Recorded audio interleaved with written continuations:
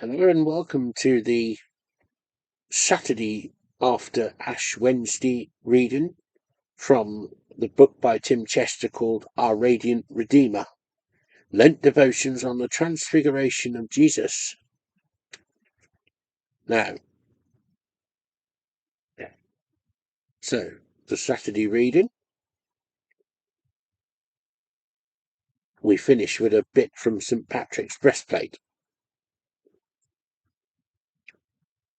So, the verse which Tim has put down is Luke 9 verse 30. Two men, Moses and Elijah, appeared in glorious splendor, talking with Jesus. "You won't believe what's happening," says your 12-year-old. "Tom Cruise is coming to our school." "Yeah, right," you reply. "I don't believe it. I think you must have got the wrong end of the stick." But then his older sister joins in. "No, it's true. The head teacher announced it in assembly today." A strange story from one person is easy to dismiss, but two witnesses make you think twice. We've seen that the Transfiguration was an objective event within history. This is reinforced by a striking feature in Luke's account, one that's hidden by most English translations. And we need to see Stephen Williams's The Transfiguration of Jesus Christ Part 2, approaching sonship, in spring 2003's edition of Familios, volume 28, part 2, something like that, page 20. Now, Luke's description of the Transfiguration includes the words, "His clothing became white and gleaming, and behold, two men were talking with him." That's according to the NASB, the New American Standard Bible, I think. That's Luke 9:30. Then, in his account of the resurrection, Luke describes how the women came to the tomb where Jesus had been buried, only to find the stone rolled away and the tomb empty.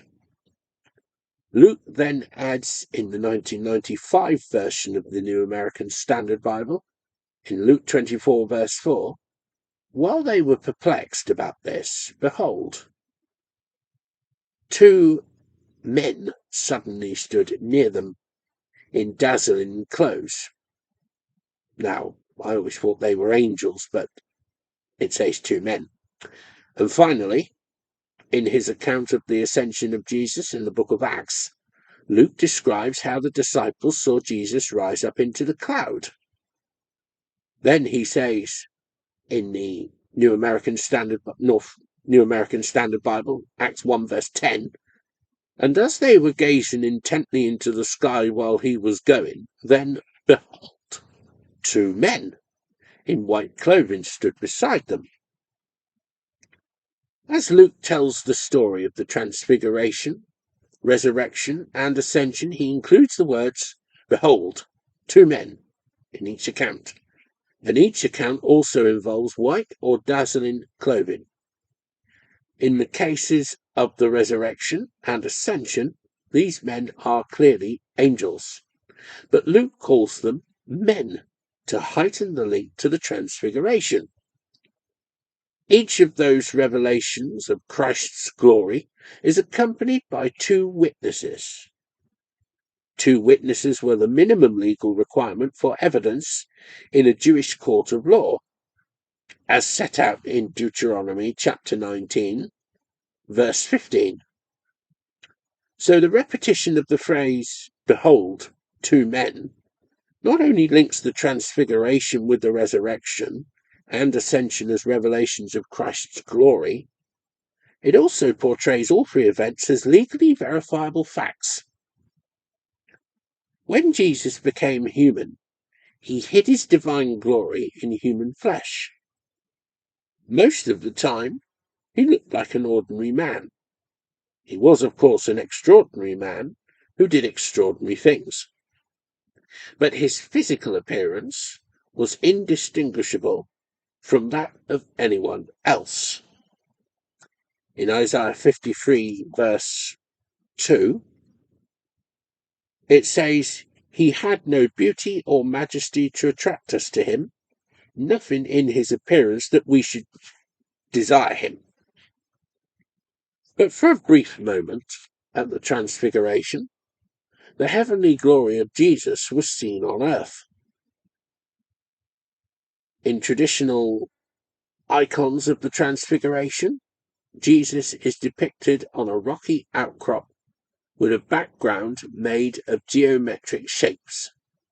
Diamonds over squares over circles, with lines radiating outwards. These shapes behind Jesus represent heavenly realities. We're seeing beyond the human Jesus to a divine reality behind him or within him. Jesus is the gateway to God. The gap between heaven and earth is porous, and it's Jesus who is the portal between them. In the icons, the lines created by the rocks and the angle of the disciples all converge on Jesus. So our eyes are drawn to Jesus, but then, through Jesus, we see beyond earthly realities. At one point, Jesus said in John 1:51, "Very truly," this is the 2011 NIV version, "Very truly, I tell you, you will see heaven opened, and the angels of God ascending and descending on the Son of Man." It's an allusion to a vision the patriarch Jacob had, in which he saw angels travelling up and down a stairway between heaven and earth, in Genesis 28, verse 12. Except that Jesus says he himself is that stairway. Earth and heaven meet in him. And for a moment on the mountain at the Transfiguration, that truth became visible as heavenly glory streamed down to earth through Jesus. Jacob's vision was accompanied by a promise from God. In verse 15 of Genesis 28, "I am with you and will watch over you wherever you go." Remember that promise today. Let Jesus say to you, "I am with you and will watch over you wherever you go." Meditation today is from St. Patrick's breastplate. I'm going to read it normally, and then I'm going to read it slowly. I bind to myself today the strong power of the invocation of the Trinity. I believe the Trinity in the unity, the creator of the universe.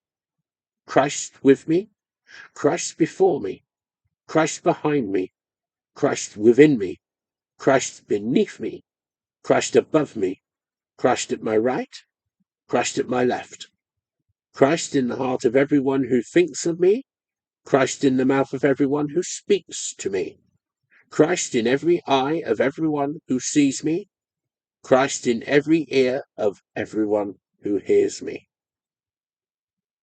So again, I bind to myself today the strong power of the invocation of the Trinity. I believe the Trinity in the unity, the creator of the universe.